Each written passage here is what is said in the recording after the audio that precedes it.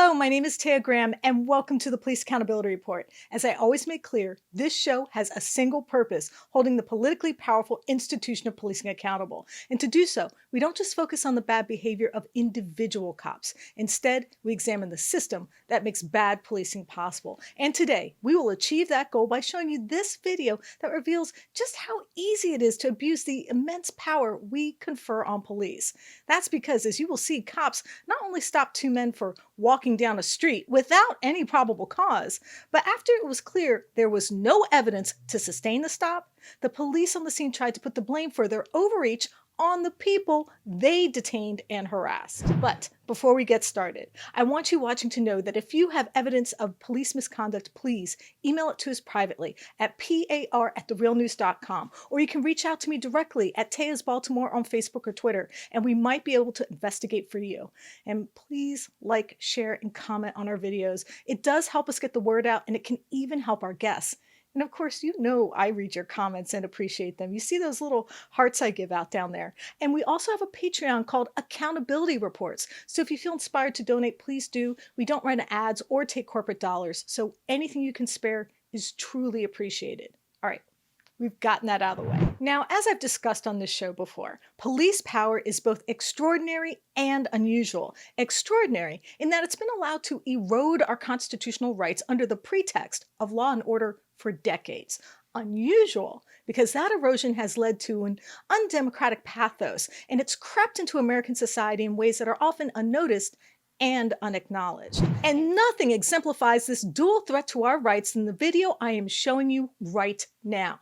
It depicts a random stop by police of two men walking peacefully on a public sidewalk. But it's what happened once police realized they had been caught in a classic case of overreach that shows us, not tells us, how the law enforcement industrial complex has become comfortable with the idea that our rights don't matter, especially if exercising your rights impedes their power and exposes how they abuse it. The story starts in Napanee, Indiana. There, Donald Nicodemus, otherwise and somewhat ironically known as Freedom to Film, was walking down a public street with a friend. Both, of course, were carrying cell phone cameras, but they were also apparently doing something else that was far more insidious. Let's watch as a Napanee officer confronts them.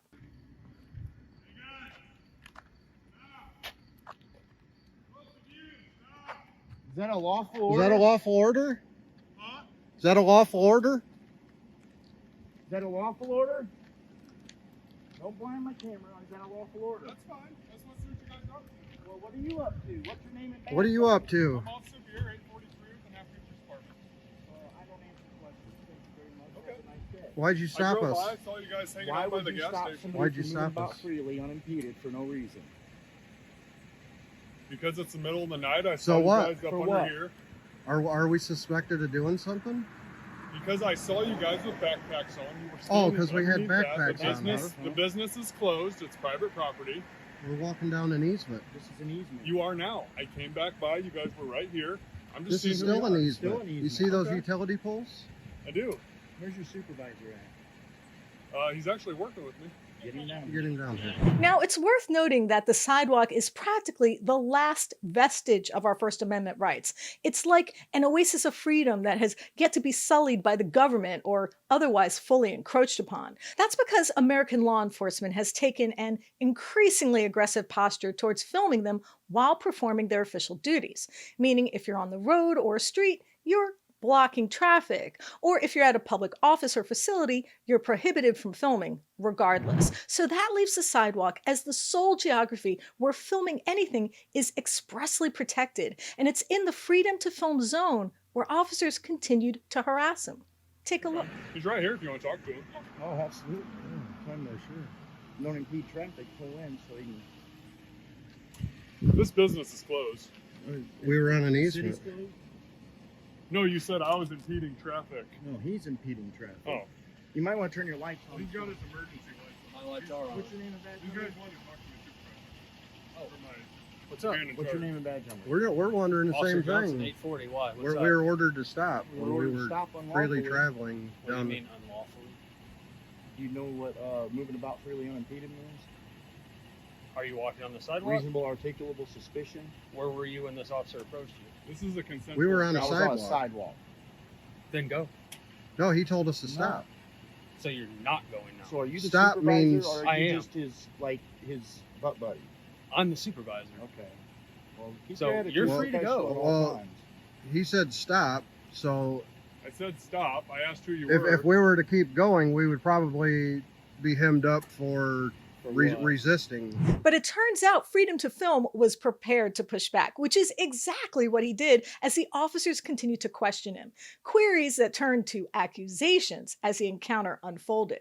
Take a look. Okay, you The guys. reason I'm we're here- assuming with all the cameras, you're just out here trying to bait officers. No, no, If we you ain't are- baiting Hey, nothing. We're you guys walking are down. free to go. We're walking down Hold the on. street. Is that You guys an are free to go. inflammatory statement? No, it is not. Baiting by walking down the road. Okay, you guys can go. All right. So here's Well, what we You're happened. were free to go, going. too. But I we were drove told by to this stop. way. You were What's your name, standing underneath Johnson? the gas station. What's your badge number, Johnson? What's your badge number? Okay, you guys are free to go. What's your badge number? Okay, if This you're gonna was a come at me with consensual No, aggressiveness, is I consensual. want to know your badge Now number. it's a lawful order for you guys to go. No, we don't have to go nowhere. We're on a public sidewalk. Go. We don't have to go.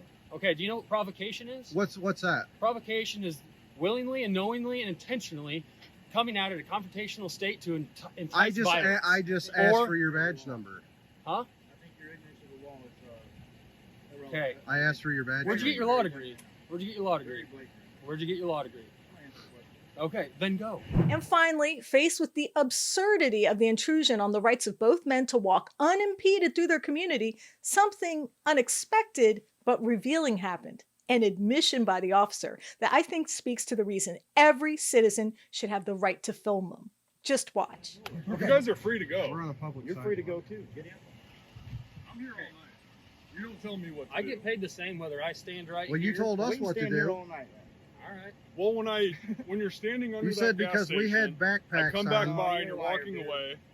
It looks a little suspicious, so I went out Is on you. suspicious a And crime? then when I said, "Hey, stop," and you continued to walk, Because we That didn't feel makes me like we think had to something stop. else. So you saw them walking behind the building? We were. no, they were. They we were got all this standing on camera, up man. under the speedway GPS, overhang. baby. GPS, right here. I don't care. Okay, you guys are free to go. Yeah, we're free to stay too. No, you don't tell us when to leave. You are free to go from this spot right here. Free to go, free to stay. Okay, whatever. We're on a So, public I don't know sidewalk. what you're trying to prove here.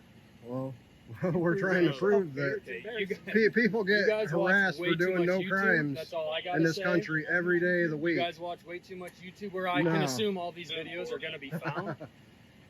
So you're free to go. Okay, well, I'm going so to are enjoy you. the rest of my night. Yeah. Yeah. Okay. Okay. Huh? Okay, I'm doing my job, so you stay over there. This is a completely different incident. Hey, remember the 20 Hey, fucking hey, new law. yeah, remember the 25-foot law. Remember that name, too.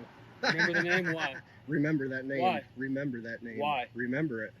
You just, Okay, do you want to get an intimidation charge? no, you just brought up the 25-foot law. I'm saying remember that name. Do you know the 25-foot law? I do. What is it?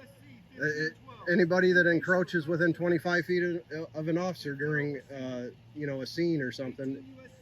Okay. Yeah. So, Perfect. so, So so it re- gets I'm over just there. saying, remember that name. Remember it. Remember the name? If you know the 25-foot rule, I suggest you stay on the other side of that road. I suggest you can get it right here, buddy. All right. So he's running That's my kinda weird, ID but because I crossed the street. what's that? He's running my name because I crossed the street. Yeah, you didn't use a crosswalk. Yeah. Do you guys know what the statute is in Indiana? Do you know the statute? Yeah, I do. If you cross outside a crosswalk, you yield to the traffic. There was no traffic. I crossed the Can I street. explain something to you, okay? The Why are driver's you license, shaking? whatever it is.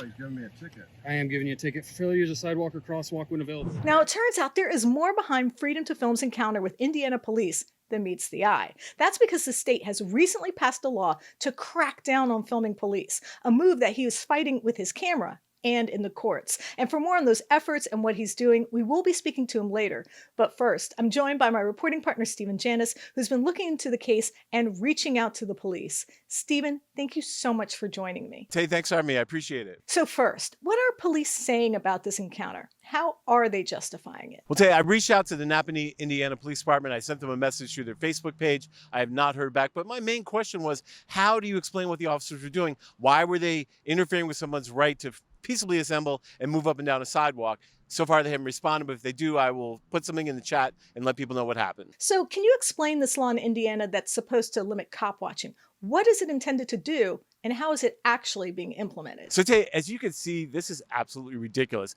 This police officer could literally push him into a nearby state, towards Chicago or something. I don't know. It's crazy. So that's why the ACLU is challenging this, because it's arbitrary. And you know, when police have access to arbitrary power, things go south quickly. So it's an absurd law. So what are your thoughts on this push to make cop watching basically illegal? What do you think is going on, and what will be the long-term ramifications? Well, I think we're seeing here is a power dynamic between citizens and their rights and the police department's ability to abuse them.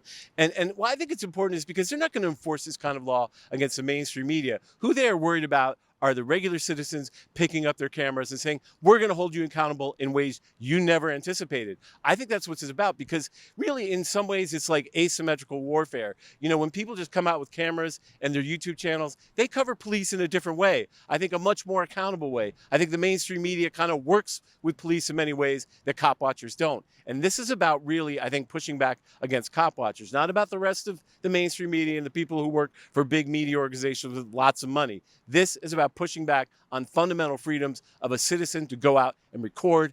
And really, we need to fight back against it. And now to delve deeper into the anti-cop watching law, his work as a First Amendment auditor, and what he has learned from numerous encounters with police, I'm joined by Freedom to Film. Donald, thank you so much for joining me. Thank you for having me, Taya. So you seem to have been cop watching earlier that evening and were walking with a friend down a public sidewalk, and an officer approached you. What happened next? He told us to stop. He directed us to stop. And we turned around and approached him and asked him if that was a lawful order. So you asked for a supervisor, but his arrival only seemed to make the situation worse. How did he approach you, and can you tell me what he said? He approached with kind of an attitude. Once he realized that we were recording, he then stated that he felt like we were baiting them. And my partner asked him if that was an inflammatory statement. So it's interesting that he mentioned the word inflammatory, because you were accused of provocation by the supervisor. However, the first officer initiated the stop, but the second referenced your cameras as part of the provocation. What was he referring to here? I believe he meant because I had raised my voice to him. I was requesting his name and badge number, and he didn't answer me the first one or two times I asked, so I raised my voice, and then he brought up the term of provocation, and I asked him, how is requesting your name and badge number, provocation, and then he started to define what provocation meant, and for just requesting someone's information, it's hard to believe that they could try to use that against you. So the officer asked you, or the gentleman with you, where did you get your law degree?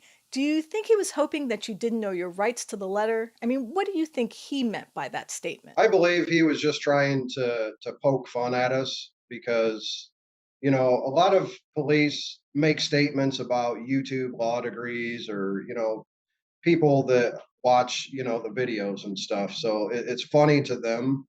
And I've never claimed to have a law degree. I just look things up and learn things to apply to whatever situation I'm facing out filming police in the course of their duties. So I thought it was interesting when the officer said you were free to go and you said you were free to stay. And the officer seemed very displeased by that response. But your encounter didn't end there. The officers went to confer and then immediately approached you again. And it seemed they forced a situation where they could demand your ID. What happened next? First off, we were told that we were stopped originally when this encounter first began, because we were seen walking through a private parking lot of a private business that was closed. Okay, so after the supervisor we requested came and we had our discussion with them, They left the scene and immediately went across the street to a private parking lot of a closed business. So, you can see where this is going. So the officer mentioned the 25-foot law, and you laughed and told him to remember your name. And he immediately accused you of intimidation, possibly trying to build a case against you. Tell me about Indiana's 25-foot law and your unique connection to it. Yes, Indiana recently passed a law July 1st, the 25-foot law, which is basically, in a nutshell, that if you approach an officer during an investigation, if you are asked to step 25 feet back, you must do so, or you can be arrested for I believe, a Class C misdemeanor. So you had an interaction where they used the 25-foot law in a questionable way. The officer asked you to move back 25 feet and then enforced another 25 feet back and then another. Can you describe the scenario? Okay, so that situation was a shots fired call. We arrived, another YouTuber and I, famously unfamous is his channel. We arrived and the police were on the other side of the street, kind of catty corner to where we were, and they were placing shot casing markers. And the side of the street that we were on, there was a disturbance next door to a business, and there was no crime scene tape or any markers indicating, that where a boundary was. So we heard a disturbance between citizens and the police, and we were moving towards that area so we could see what was happening. And as soon as we started to cross the street at Brookfield, we were ordered by Officer Stepp to stop. So we stopped, and he said we couldn't proceed any farther. So he paced out 25 feet, or 25 steps, which probably wasn't 25 feet.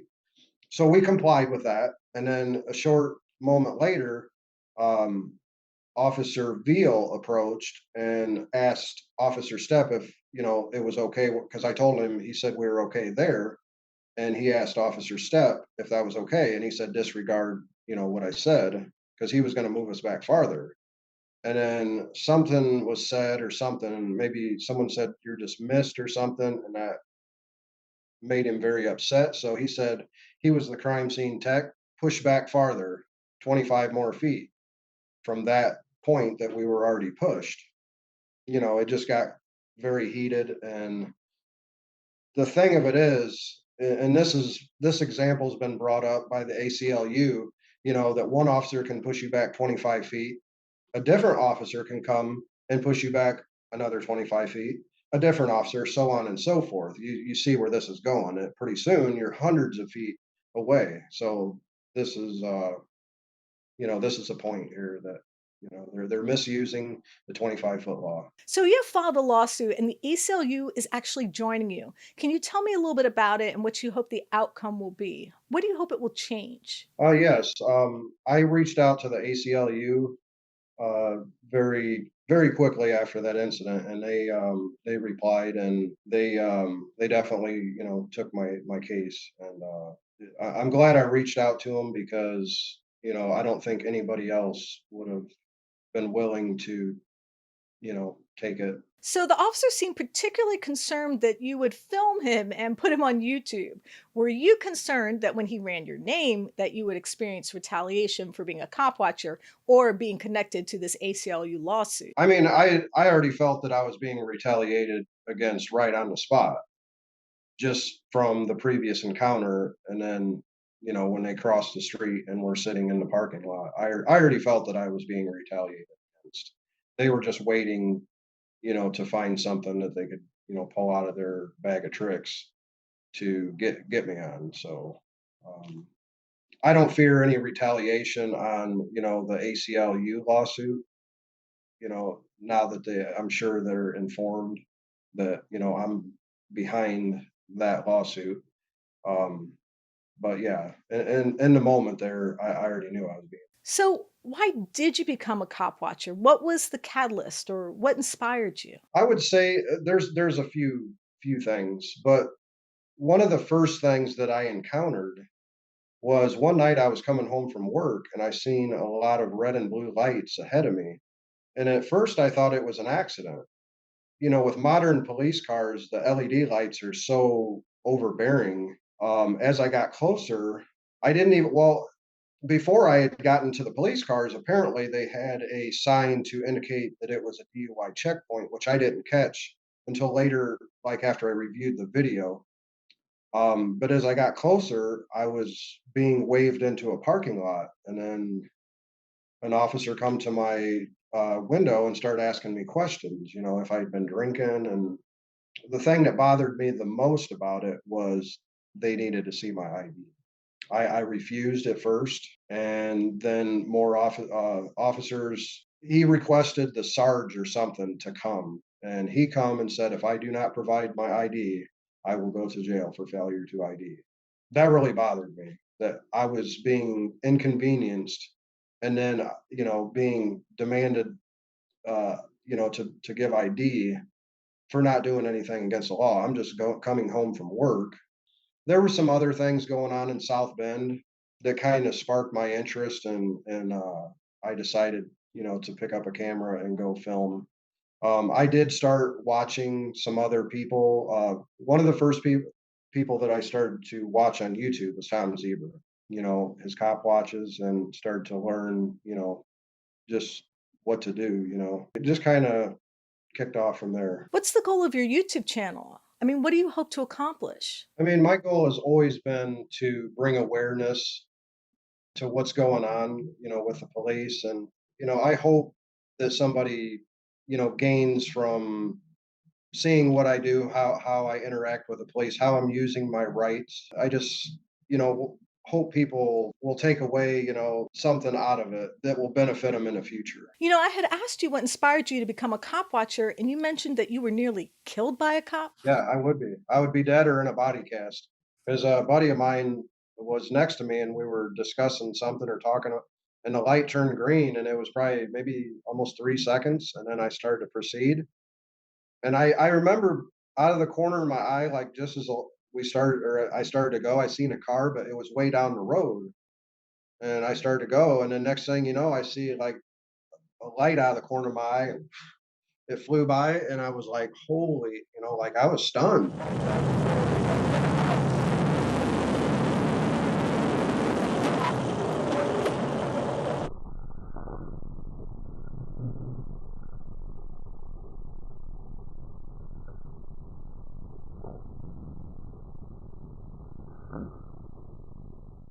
Not only did he run the red light, he was excessively speeding because that's a 30-mile-an-hour zone on the street. Now, there's a question that we always ask as journalists when we're confronted with an institution or an agency that does not wish to answer to the people. It's a query that is the first thought that crosses my mind when a branch of government is pushing back on the right to hold them accountable or pushing back against transparency. Put simply, what are they trying to hide? I think it's a reasonable question because, as we reported extensively, politicians are increasingly passing laws that make it harder, if not in some cases illegal, to record police.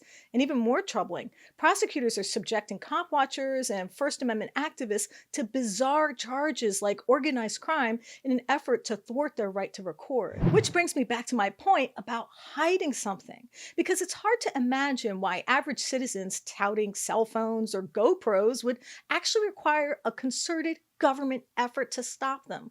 I mean, what is it about a person with a cell phone that puts the fear of God in government officials that they will literally try to destroy the First Amendment to stop them? Well, let me try to answer that question.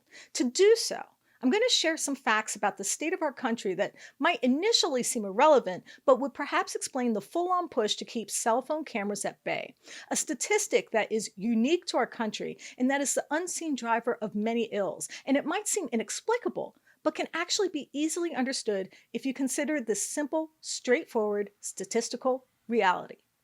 And here it is. The US has the highest level of wealth inequality of any similarly situated nation on earth. In other words, the rich here are richer and more awash in wealth than any other country that has a comparable economy. And the divide between the ultra-rich and the rest of us is wider and more vast than any civilization that has preceded us or currently exists. But of course, you might be asking now, Taya, What does this have to do with police? What does the fact that we have the biggest collection of fat cats and robber barons in the history of the world have to do with law enforcement? How are the filthy rich and bad policing connected? Well, let me try to answer that question. It's all explained by Matthew Dempson in his book, Poverty by America. Or if you want to watch our 2015 documentary called How Poverty Works, I'll put a link in the comments below. So both explore a simple fact about the intersection of poverty and wealth inequality. Poverty is actually profitable, and great wealth is extracted by exploiting it. Both pieces also explore another truism about poverty that is often overlooked as well. Not only is it profitable, but it's actually designed to be so. And that creates a system that is both disruptive and destabilizing, and that has to be managed. Because as poverty becomes more and more profitable for the few, the basic living conditions of the many become more and more tenuous. And that's where policing comes in. Because the reasons we see so much absurd, odd, or even downright unnecessary policing is because it's really not unnecessary at all. Meaning, police play a critical role in maintaining this resource divide that is often acknowledged. So let me try and explain how I think this works. The main thing to remember about extreme wealth is that it does not occur in a vacuum. Extreme wealth requires, among other things, the hoarding of communal resources. For example, not paying their fair share for infrastructure that makes their wealth possible, but more importantly, controlling the political system that reinforces it. What exactly do I mean? Well, if you're the beneficiary of extreme wealth earned off the backs of the working people of this country, how do you keep the rest of the world from noticing? What I mean is, if you're filthy rich at the expense of the poor, how do you keep anyone from figuring out or demanding accountability? And even ever more daunting, demanding fairness? Well, one way is to keep everyone off balance. And the best way to do that is to use an expansive and punitive criminal justice system to keep them occupied. What that means is that every useless arrest or bogus traffic ticket or overly harsh penalty that we report on are actually tools. In other words, over-policing is not excessive at all. And the videos we see of cops using cuffs in situations that seem at best ridiculous are actually part of a broader effort to crush dissent and corral the chaos that ensues when wealth is so unevenly skewed. Consider this statistical correlation if you think I'm conjuring patterns that don't exist.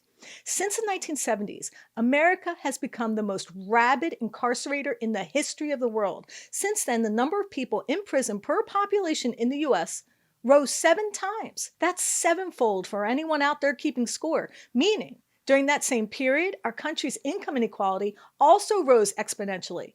The amount of people incarcerated increased exponentially too.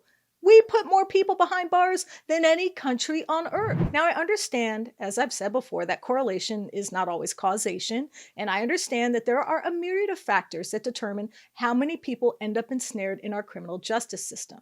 I certainly get that wealth inequality and building prisons is not a straightforward and easy relationship to delineate, but I will say this: there is one undeniable fact about wealth inequality that I think coincides quite nicely with the overly aggressive law enforcement we witness on a weekly basis.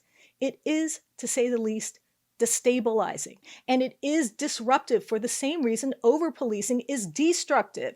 It represents a gross imbalance of power. That is, the more unaccountable billionaires you have, the more the political system that's supposed to represent all of us is bent to their will, the more resources are concentrated with just a handful of people, the more that power distorts all the checks and balances that are supposed to ensure that our government serves everyone. I mean, consider what happened to a proposal in Congress that was supposed to limit surprise medical bills.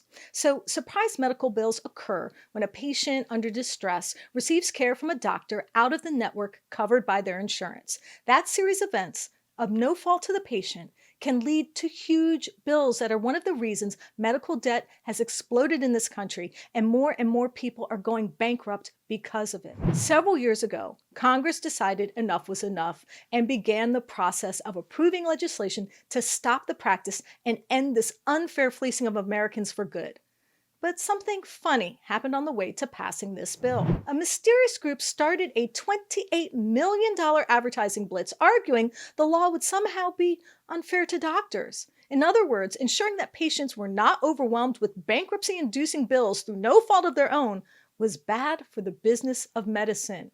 And the campaign worked, and the bill was seriously watered down from an outright ban to a process of arbitration, which of course favored the hospitals and doctors who benefited from this twisted process in the first place. And who was behind it? Who was making the case to put upon doctors to be able to drop a $40,000 bill on an appendectomy patient? None other than investment bankers, among them the Blackstone Group, a collection of billionaires who apparently didn't have enough money and thus were forced to rip off sick people in their most vulnerable moments.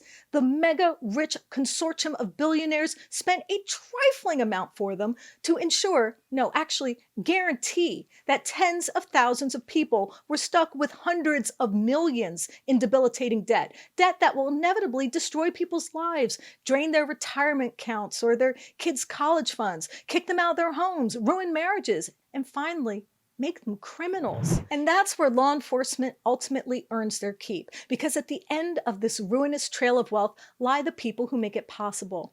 The working folks, you know, the ones that politicians pander to every 4 years ago, but who aren't afforded the decency of basic protections from fraudulent medical bills so someone can add another billion to their bank account. My point is that in order to continue this unhealthy wealth imbalance, the political system that's supposed to represent the common good must be thwarted. And once it is, then the people who could use their power to change it, namely us, must be disenfranchised, and we must be convinced that we are not worthy of the privilege. It's a twisted, self-reinforcing, vicious cycle. Excessive wealth corrupts and breaks a political system and makes us all seem like the other is the problem. And the ensuing chaos it creates must be managed by an overbearing criminal justice system to diminish our political efficacy. And as I've said before, our civic imagination. That's why we see police power abused week after week after week. And that's why we will keep reporting on it week after week. Because even though the billionaires control the mainstream media, the independent press, which Stephen and I represent, will not be silenced. I want to thank Freedom to Film for joining us, and I hope he will update us soon on the success of his lawsuit to protect the right to film police. And of course, I have to thank intrepid reporter Stephen Janis for his research, writing, and editing on this piece. Thank you, Stephen. Taya, thanks for having me. I appreciate it. And I want to thank friends and mods of the show, Noli D and Lacey R, for their support. Thank you both. And a very special thanks to our Accountability Report Patreons. We appreciate you, and I look forward to thanking each and every single one of you personally in our next live stream, especially Patreon associate producers John E.R., David K., Louis P., and super friends Shane Buster, Pineapple Girl, Chris R., Matter of Rights, and Angela True. And I want you watching to know that if you have video evidence of police misconduct or brutality, please share it with us, and we might be able to investigate for you. Please reach out to us. You can email us tips privately at par@therealnews.com and share your evidence of police misconduct. You can also message us at Police Accountability Report on Facebook or Instagram, or at Eyes on Police on Twitter. And of course, you can always message me directly at Taya's Baltimore on Twitter or Facebook. And please like and comment. You know I read your comments and appreciate them. And we do have our Patreon link pinned in the comments below for accountability reports. So if you feel inspired to donate, please do. We don't run ads or take corporate dollars. So anything you can spare is greatly appreciated. My name is Taya Graham, and I am your host of the Police Accountability Report. Please be safe out there.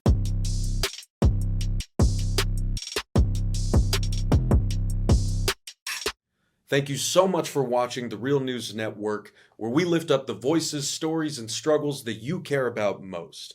And we need your help to keep doing this work, so please tap your screen now, subscribe, and donate to The Real News Network. Solidarity forever.